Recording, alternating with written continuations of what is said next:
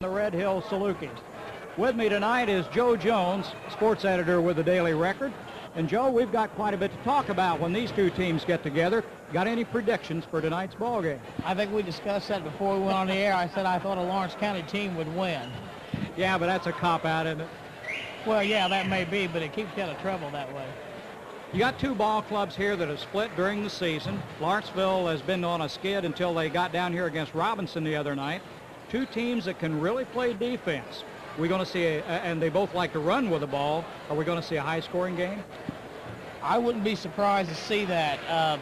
Both teams have got some good shooters, and both teams like to press. You may see a game in the 70s. You may see one down in the 40s. It just depends on how the offenses go, whether the defenses can stop them. Will one of the teams try to control the ball? Both teams like to run. Will they change their strategy tonight? I don't see that from either team. They're going to come out here. This is the fourth time they played. They're going to dance with the one that brung them.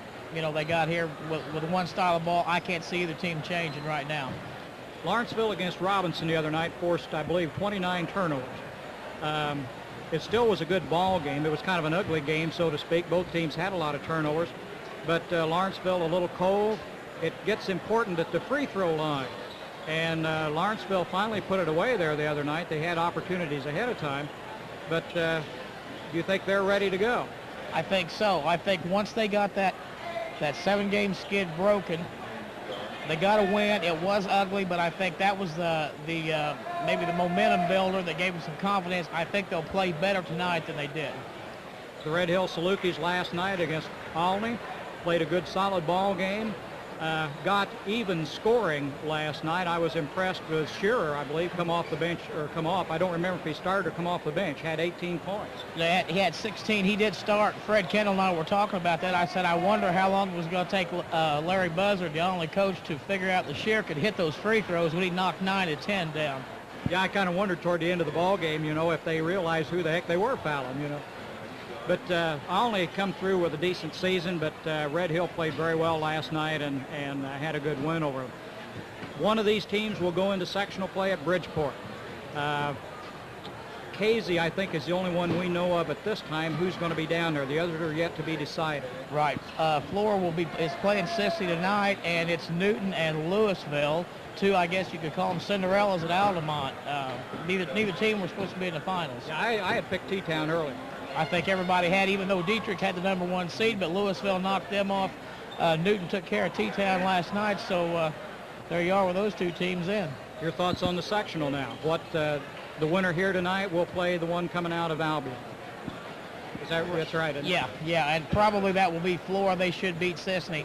I'll say right now, if the Red Hill Salukis win this tournament, go to the sectional on their own floor, they've got better than a 50-50 chance of making it to Champaign. Good prediction. Now, I hadn't thought about that. I hadn't even got to Champaign yet.